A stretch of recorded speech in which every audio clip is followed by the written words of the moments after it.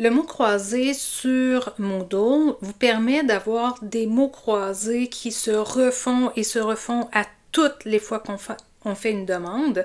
Donc, c'est jamais le même mot croisé qu'on retrouve. Cependant, le mot croisé est associé à un glossaire par défaut. Donc, il ne peut pas avoir plusieurs glossaires mélangés, c'est un glossaire à la fois pour la construction d'un mot croisé.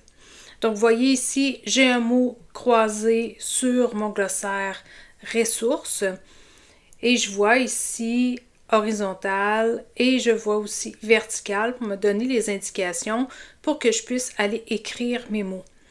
Je peux soit vérifier les mots, finir le mot, imprimer le mot croisé également et il peut y avoir une note associée. Si je vais dans mes paramètres pour voir comment il est bâti ce mot croisé-là. Donc, en fait, je lui ai donné un nom. Je pourrais lui donner une description également. Ici, vous voyez que la source, c'est un glossaire. Et je suis venue sélectionner le glossaire associé pour pouvoir faire la construction de mon mot croisé. Le nombre maximum de tentatives, vous voyez que moi j'ai mis 0, mais en fait, les étudiants pourraient le faire plus qu'une fois. Afficher le score, le plus haut score aux étudiants, ça peut être quelque chose d'agréable également.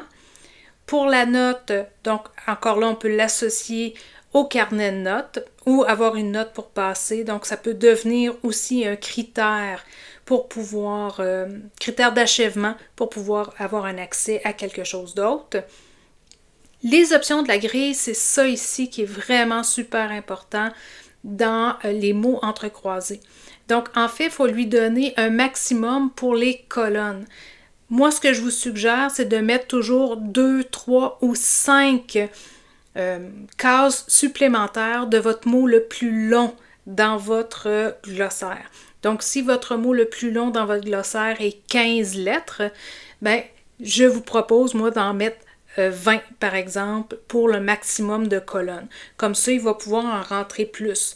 Plus il y a des colonnes vides, ben, plus il peut bouger, puis plus il peut se donner des possibilités. Le minimum de mots dans une grille, donc si vous avez un glossaire qui a 100 mots à l'intérieur, donc combien de mots minimum je veux dans la grille et combien de mots maximum je veux dans cette grille-là aussi, là, tout dépendant le nombre de mots que j'ai dans mon glossaire. Est-ce que j'autorise les espaces ou non dans mes mots?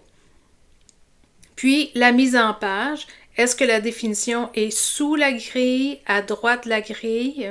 Donc, ça vous donne la possibilité de pouvoir le former. Donc, si vous créez un mot entrecroisé, vous avez un message d'erreur, ben c'est peut-être là ici que ça glisse un peu, là. Donc, vous n'avez peut-être pas assez ou suffisamment d'espace, de nombre de colonnes finalement pour pouvoir faire votre grille.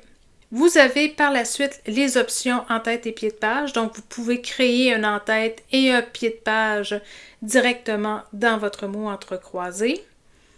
Le réglage courant est le même que dans toutes les activités. La même chose pour la restriction d'accès et les conditions d'achèvement.